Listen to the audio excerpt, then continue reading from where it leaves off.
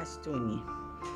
في ناس بتفتكر ان الذكاء الاجتماعي معناه انك تعرف تتعامل مع كل الناس، لكن الحقيقة ان في فرق كبير جدا ما بين المرونة في التعامل وما بين ان الانسان يغير مبادئه وشخصيته حسب اللي قدامه. وده اللي ممكن نسميه الحرباية الاجتماعية. شخص بيغير كلامه ومواقفه وطريقة تعامله وأحيانا حتى مبادئه على حسب المكان والناس والمصلحة. يعني إيه حرباية اجتماعية؟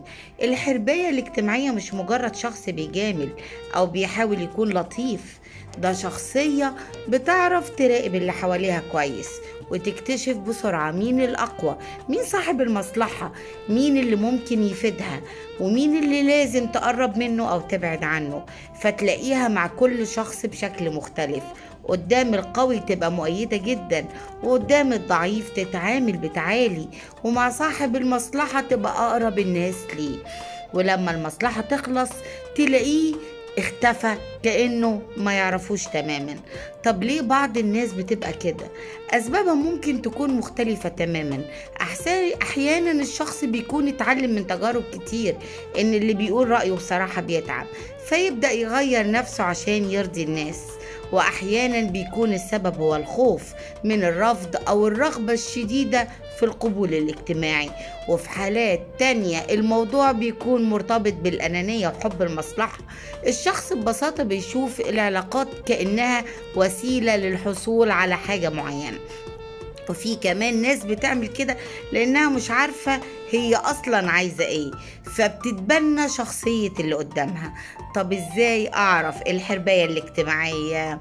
من أهم العلامات كلامه بيتغير حسب الشخص اللي قدامه، مواقفه مش ثابتة وبتتغير بسرعة حسب المصلحة، بيحب يكون مع الطرف الأقوى، بينقل الكلام من شخص للتاني عشان يفضل مقبول عند الجميع. وقت المصلحة تلاقيه قريب جدا، وبعدها فص ملح وداب. ممكن يقول لكل شخص الكلام اللي هو عاوز يسمعه. نادرا ما يقف موقف واضح لو الموقف ممكن هيسبب له خسارة. بيظهر بشكل مختلف جدا من مكان لمكان ومن مجموعة لمجموعة. طب هل كل شخص مرن يبقى حرباية؟ لا طبعا. الإنسان الطبيعي ممكن يغير أسلوبه حسب المكان والناس، وده اسمه ذكاء اجتماعي. وممكن تتكلم مع الكبير باحترام، ومع الطفل ببساطة، ومع صاحبك بعفوية من غير ما تغير مبادئك. الفرق الحقيقي هنا إن المرونة بتغير الأسلوب، لكن الحرباية بتغير المبدأ. طب التعامل مع الحرباية الاجتماعية أعمل إيه؟ أهم حاجة ما تدخلش معاه في لعبة التلون. خليك واضح ومش لازم تحكي كل أسرارك، وخلي كلامك محسوب. اوعى تعتمد على وعوده أو مواقفه إلا لما تشوف أفعال حقيقية منه.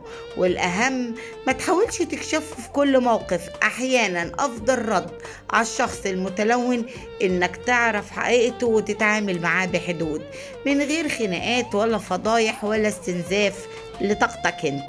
في النهاية الحياة مليانة أشكال من البشر، ومش كل اللي بيضحك في وشك بيحبك، ومش كل اللي بيوافقك يبقى صادق معاك، ومش كل المختلف معاك هيكون عدوك.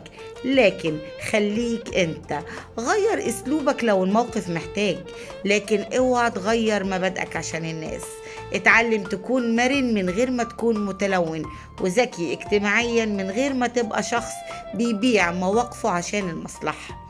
لأن في النهاية أكتر حاجة بتخلي الإنسان محترم في عيون الناس هي إنك تبقى واضح وثابت وصادق، حتى لو مش مناسب لكل الناس. ومش شرط كل الناس تحبني، لأن التغير هو سمة الحياة. ودمتم سالمين.